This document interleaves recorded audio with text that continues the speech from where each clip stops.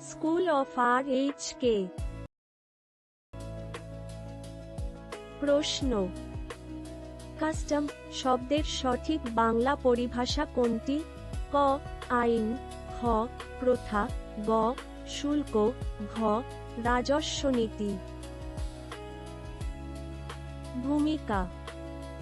পরিভাষা টার্মিনোলজি হলো কোনো নির্দিষ্ট বিষয় বা শাস্ত্রের শব্দসমষ্টি, যা সুনির্দিষ্ট অর্থ বহন করে।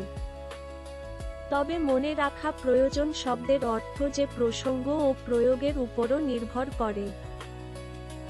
যেমন পদার্থবিদ্যায় ফোর্স শব্দের পরিভাষা বল, কিন্তু এটি দৈনন্দিন জীবনে জোর অর্থে ব্যবহৃত হয়। সমস্যার বিশ্লেষণ। আইন ল হল রাষ্ট্র কর্তৃক প্রণীত বিধান, যা সুনির্দিষ্ট প্রক্রিয়া অনুসরণ করে তৈরি করা হয়। শুল্ক কাস্টমস ডিউটি আমদানি রপ্তানি পণ্যের ওপর ধার্য কর। এখানে কাস্টমস কিন্তু বহুবচনে এর আঙ্গিকে ব্যবহৃত হচ্ছে। রাজস্ব নীতি ফিস্ক্যাল পলিসি অর্থনীতির বৃহত্তর কাঠামো, যা রাষ্ট্রের প্রয়োজনে যে কোনো সময় পরিবর্তন হতে পারে। ধাপে ধাপে সমাধান। ইংরেজি কাস্টম এর মূল অভিধানিক অর্থ হল a traditional and widely accepted way of behaving or doing something, যা বাংলা প্রথা বা রীতি।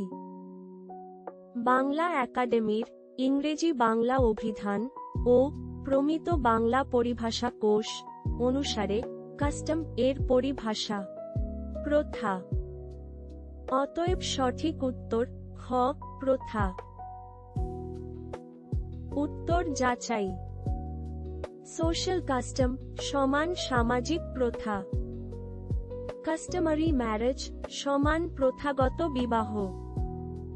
শুল্ক অর্থে কাস্টমস ডিপার্টমেন্ট সমান শুল্ক বিভাগ। প্রশ্নে কাস্টম একবচনে থাকায় প্রথা সঠিক। যাচাই সঠিক। সাধারণ ভুল। শুল্ক উত্তর দেওয়া, কারণ কাস্টমস শব্দের সাথে গুলিয়ে ফেলা।